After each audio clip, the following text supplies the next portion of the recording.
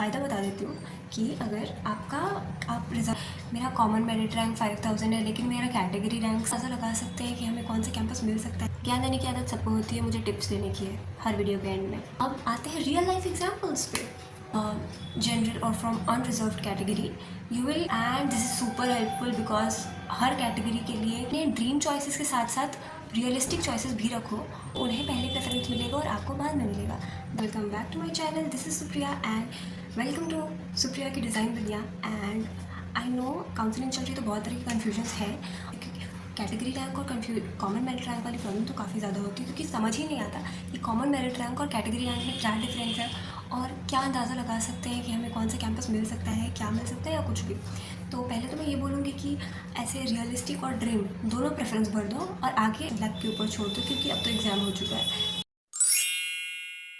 पहले हम लोग कॉमन मेरिट रैंक के बारे में बात करते हैं और अगर आपको बहुत ज़्यादा कन्फ्यूजन हो रही है तो still you can DM me here और you can comment me on this. और अगर आपको इन्हीं चीज़ों का शॉर्ट फॉर्म में सब कुछ जानना है तो फॉलो और इंस्टाग्राम हैंडल।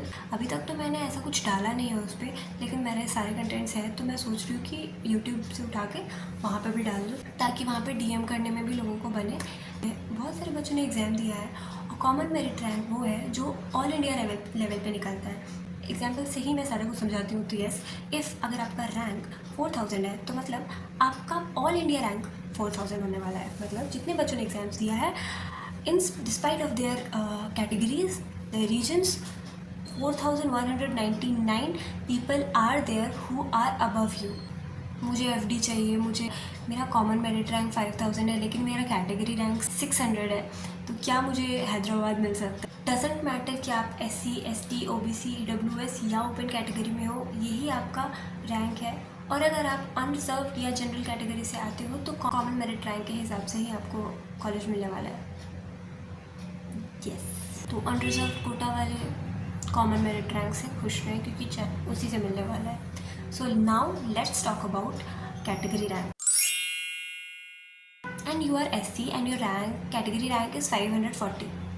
तो आपको एडमिशन या कॉलेज कैसे मिलने वाला है कि आपको कैटेगरी रैंक की मदद से मिलने वाला है। रैंक अगर मान लो आप SC हो और आपकी रैंकिंग 550 है तो SC कैटेगरी में आपसे ऊपर 549 बच्चे हैं जो कि आपसे अच्छा स्कोर किए, तो उन्हें पहले प्रेफरेंस मिलेगा और आपको बाद में मिलेगा। That's all. और SC की सीट सारी भर जाने के बाद अगर फिर भी आपको नहीं मिलता है तब आपके कॉमन मेरिट रैंक से आपकी रैंकिंग निकाली जाएगी और तब आपको कॉलेज दिया जाएगा। And this is super helpful because her category के लिए सीट रिजर्व होती ही है सारे कैंपस में। एंड द रियल क्वेश्चन जिसको मैंने थोड़ा बहुत समझा ही दिया है कि रैंकिंग कौन सी वाली, या तो आपकी कैटेगरी रैंक हेल्प करने वाला है या कॉमन मेरिट रैंक हेल्प करने वाला है। तो इस क्वेश्चन को अब डील करते हैं। यू आर जनरल और from unreserved category the seats will be allotted according to the CMR only, but if you are from any reserved category आपको आपकी सीट मिलेगी कैटेगरी रैंकिंग पे। और फ़ायदा बता देती हूँ कि अगर आप रिजर्व्ड कैटेगरी से आते हो और आपकी रैंकिंग 7000 है और किसी अनरिजर्व्ड कैटेगरी वाले की 4000 है तो चांसेस बन सकते हैं कि आपको वो कैंपस मिल जाएगा जो उससे 4000 होकर भी नहीं मिल रहा है just because of your category वाला थिंग। अब आते हैं रियल लाइफ एग्जाम्पल्स पे। अगर आप OBC हो, 4200 कैटेगरी रैंक है आपका, CMR है आपका और OBC रैंक है 600, तो आपको मिड टायर कैंपसेस मिल सकते हैं AD के लिए, FC के लिए, SSC चीज़ें। और अगर आप SC से हो और CMR 7300 है और S रैंक 500 है तो एक FD मिल सकता है आपको किसी मिड टायर में। CMR है 5100 और रिजर्वेशन नहीं है तो टॉप वाले में तो नहीं मिलेगा और मिलना भी मुश्किल है। शायद किसी दूसरे डिपार्टमेंट्स में मिल सकता है, जैसे मे बी KD में या लेदर डिज़ाइन में या टेक्सटाइल में शायद मिल जाए, आई होपफुली। इसके बारे में मुझे उतनी आइडिया नहीं। आई डोंट थिंक सो कि 5000 के ऊपर बहुत ज़्यादा जल्दी नहीं जाता है। तो बैठ जाना, लाइक जितना भी जाए वहाँ तक बैठना, डरना मत, वो लोग बंद नहीं करते होपफुली। ज्ञान देने की आदत सबको होती है, मुझे टिप्स देने की है हर वीडियो के एंड में। तो क्या करना है, पैनिक नहीं होना है। कैटेगरी रैंक, अगर आप रिजर्व कैटेगरी से हो तो कैटेगरी रैंक पे फोकस करो, अगर आपकी कॉमन मेरिट रैंक उतनी अच्छी नहीं है तो।